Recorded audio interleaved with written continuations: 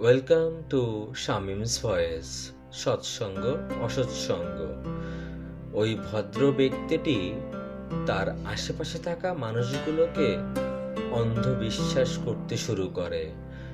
এতটাই অন্ধবিশ্বাস করে যে যদি ওই লোকগুলো বলে দিনের বেলাতে এখন রাত এবং রাতের বেলায় যদি বলে এখন দিন, তখন ওই ব্যক্তিটি সেটা অন্ধবিশ্বাস ভাবে বিশ্বাস করে নেয়। যারা মূলত খারাপ মানুষ তারা কখনো অন্য কাউকে আহ্বান করে না তাদের সাথে যুক্ত হতে, কারণ তারা জানে তারা খারাপ, তারা বিভিন্ন অপকর্মে লিপ্ত, আর তাই লোকে জেনে যাবে বলে তারা অন্যদের আহ্বান করে না।